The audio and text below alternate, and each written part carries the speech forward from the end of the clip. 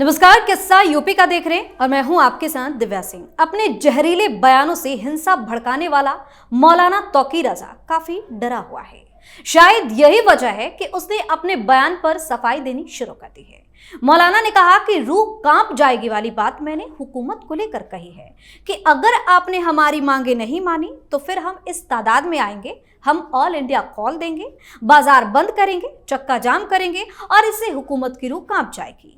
वहीं दूसरी तरफ वक्फ संशोधन विधेयक पर जेपीसी के अध्यक्ष जगदंबिका पाल ने बड़ा बयान दिया है और तौकीर रजा खान जैसे मौलानाओं और नेताओं को चेतावनी भी दी है। जगदंबिका पाल ने कहा कि सभी हितधारकों के साथ बैठक के बाद भी तौकीर रजा खान जैसे मौलाना कह रहे हैं कि हम वक्फ अधिनियम पारित नहीं होने देंगे तो नेता तुष्टीकरण की राजनीति करना और देश को बांटना बंद करे। वक्फ कानून पास होगा, अमित शाह पहले ही बोल चुके हैं। बता दें कि 2 दिन पहले ही जयपुर में तौकीर रजा ने कहा था कि किसी के बाप की ताकत नहीं है कि हमारी संपत्ति पर कब्जा कर सके, हमारी तादाद को छपाते हो, जिस दिन हम सड़कों पर आएंगे तुम्हारी रूह कांप जाएगी। आज इसी पर चर्चा करेंगे। मेरे साथ स्टूडियो मौजूद हैं कैपिटल टीवी के executive editor Rajeev sir. Sir, आपका स्वागत है। धन्यवाद। पहले तो बयान देते हैं मौलाना तौकीर रजा, उसके बाद फिर से यूटर्न क्यों?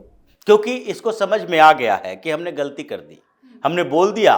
अभी भी वैसी मोड में है जो पहले 15 साल पहले का मोड में ये मौलाना रहता था कि हम कुछ भी बोलेंगे उससे हुकूमत हिल जाएगी। इन लोगों की हुकूमत मतलब सरकारें को हिला के रख देंगे। कैसे हिलाओगे? तो चक्का जाम करेंगे। चक्का अपनी जाम करोगे या दूसरी गाड़ियों की जाम करोगे, ये दोनों में अंतर है। खुद जो गाड़ियां तुम्हारे घर पे है, जो गाड़ियां चलाते हो, ड्राइवर हो, जहां पर जिस व्यवसाय में हो वो बंद कर सकते हो। दुकानें बंद कर दें, बंद कर दो। तुम्हारी दुकानों से हिंदुस्तान नहीं चल रहा, तुम्हारी दुकानें बंद करनी है, अपने बंद करके ताला बंदी कर लो। भूखे तुम मरोगे, हिंदुओं को तुम्हारी दुकानों की जरूरत नहीं है। ऐसे भी ताला लगने वाला है इनकी दुकानों पर, क्योंकि जिस तरीके से परसेप्शन बन रहा है, ये लोग जैसे हमारे ही पैसे का इस्तेमाल हमारे ही खिलाफ करता है तो हम इसे कमाई का जरिया क्यों बनने दें। इसलिए अब धीरे धीरे हिंदुओं में असर होने लगा है। वो ये मानकर चलने लगे हैं कि अब अगर हमें अपनी एकता की ताकत बढ़ानी है तो इन लोगों को कमजोर करना पड़ेगा। कमजोर करने के लिए इकोनॉमिक बाइकआउट जरूरी है। इन लोगों की दुकानों का बाइकआउट करो, क्योंकि ये तो हमारा बाइकआउट पहले ही कर चुका है हलाल सर्टिफिकेट के नाम पर, ये पहले ही कर चुका है।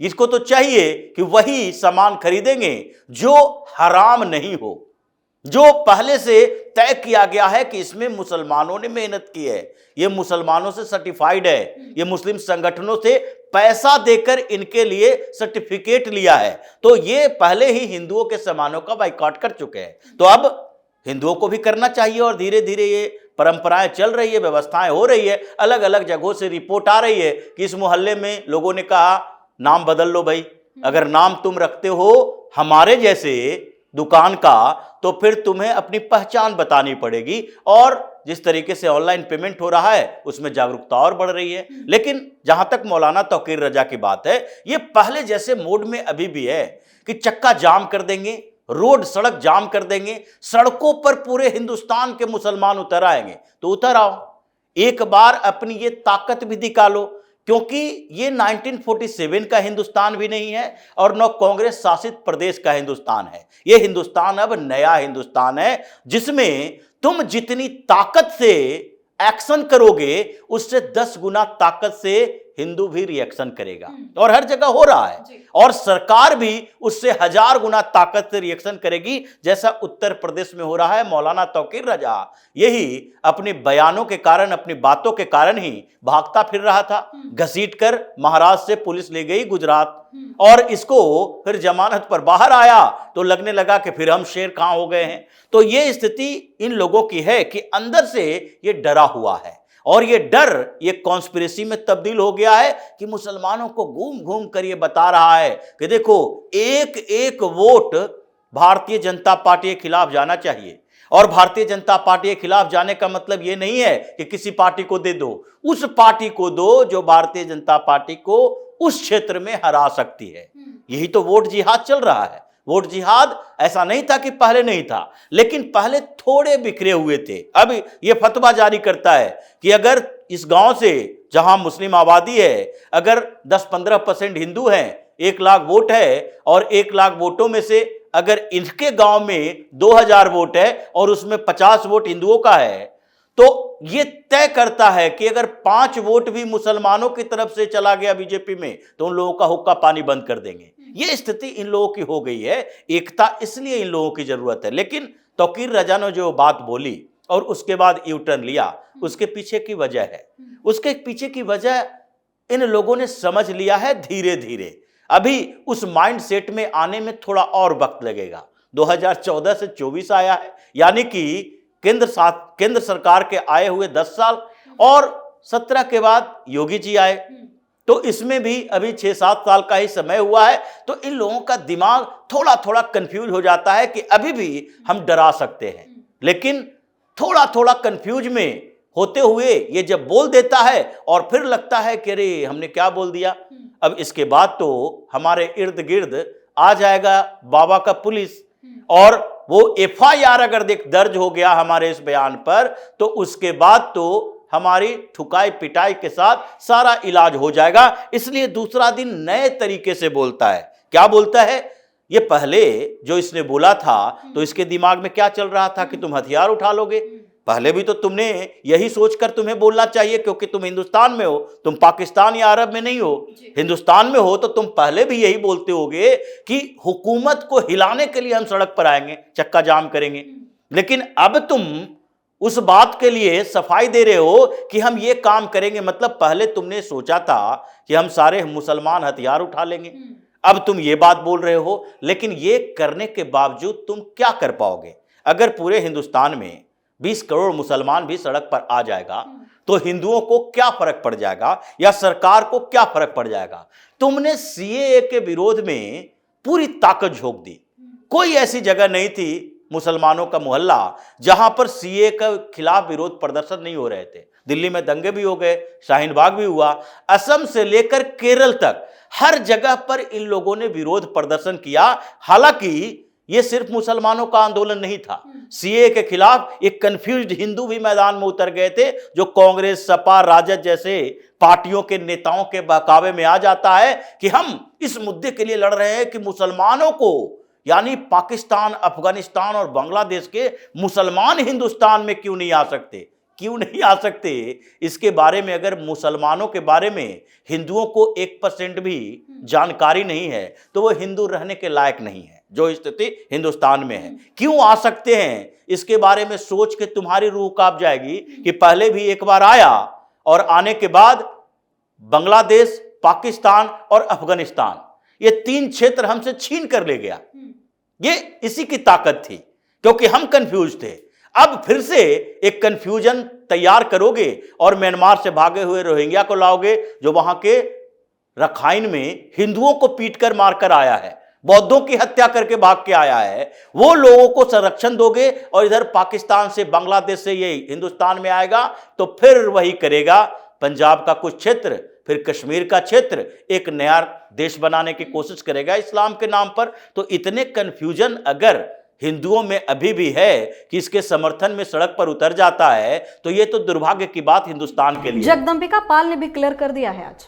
जगदंबिका पाल वही बात बोल रहे हैं जो भारतीय जनता पार्टी के दूसरे नेता बोल रहे हैं, और वो JPC के चेयरमैन हैं। JPC में ये लोग कर क्या रहा है? ओवैसी जाता है वहां, बाइकआउट करके चला आता है, ओवैसी जाता है वहां, हंगामा करके चला आता है। जितने ये सो कॉल्ड सेकुलर पार्टियां हैं, कांग्रेस को 4 सांसद भेजने थे JPC में, 4 में से गोगोई के अलावा 3 मुसलमानों को भेज दिया, मोहम्मद जावेद को, नासिर हुसैन को। ये कांग्रेस पार्टी की स्थिति नहीं है, बल्कि समाजवादी पार्टी ने भी एक हिंदू मुसलमान भेज दिया, TMC वालों ने भेज दिया। 7 से ज्यादा मुस्लिम सांसद हैं जो JPC में है।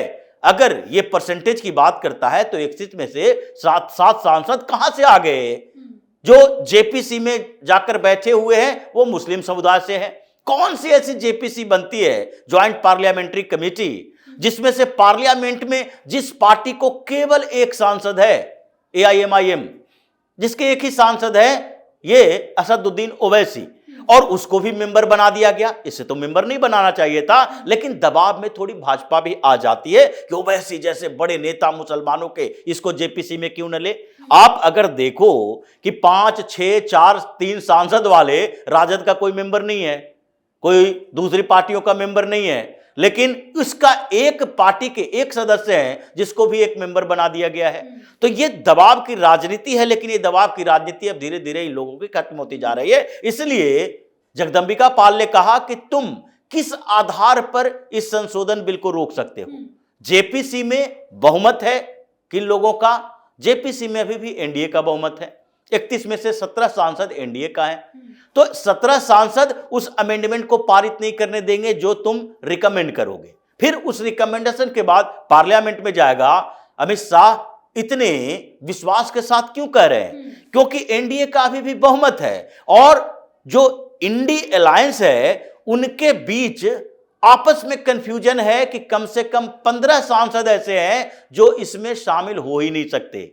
आम आदमी पार्टी के सांसद कंफ्यूज और उद्धव ठाकरे की पार्टी के सांसद तो पूरी तरह से कंफ्यूज है। इंडी अलायंस के दूसरे पार्टनर में कांग्रेस के अंदर ही कम से कम 15 से 20 ऐसे हिंदू सांसद हैं जो वक्फ बोर्ड के मुद्दे पर बाइकआउट करने के लिए अलग अलग प्लान बना रहे हैं कि अगर व्हिप जारी करेगा हॉस्पिटल में चले जाएंगे, क्या करोगे, मेडिकल ग्राउंड पर हम नहीं जाएंगे। तो ये स्थिति है, इसलिए अमित शाह ने बैटिंग कर रखी है। जब इनका राज्यसभा में बहुमत नहीं था तो उस समय आर्टिकल 370 पर इन लोगों ने राज्यसभा में बहुमत जुटा लिए।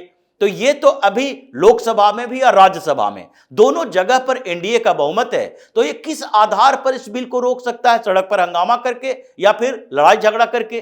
वो औकात है नहीं, क्योंकि जहां जहां बीजेपी की सरकार है बुलडोजर ऐसे चल रहा है कि ये लोग सुप्रीम कोर्ट के शरण में जाकर ये भीख मांग रहे हैं कि नहीं नहीं हमें योगी से बचाओ, भजन लाल से बचाओ, मोहन यादव से बचाओ, मध्य प्रदेश हो, राजस्थान हो, हर जगह ये भीख मांगने के लिए पहुंच जाते हैं। तो इसलिए इनका ऐसा इलाज हुआ है कि 60-70 सालों तक भारत की राजनीति में के केंद्र में रहे मुसलमान आज ऐसे भटक रहे हैं जैसे इतने सालों तक दूसरे अल्पसंख्यक समुदाय, जितने अल्पसंख्यक समुदाय और दूसरे हैं, चाहे यहूदी हो, पारसी हो या जैन हो, बौद्ध हो या सिख ही क्यों ना हो, इन लोगों को दरकिनार करके रखा गया था। इसकी बात कोई नहीं करता था। केंद्रीय कैबिनेट में कोई होगा सिख जरूरी नहीं है, क्योंकि पंजाब के राजनीति तक ये लोग केंद्रित है, लेकिन मुसलमान इस राजनीति के केंद्र में रहे, उसको अब हटा दिया गया है। इन लोगों की कोई डिमांड नहीं सुनी जा रही है। बौखलाहट इन लोगों की इसी बात को लेकर है कि सरकार के अंदर और सरकार के बाहर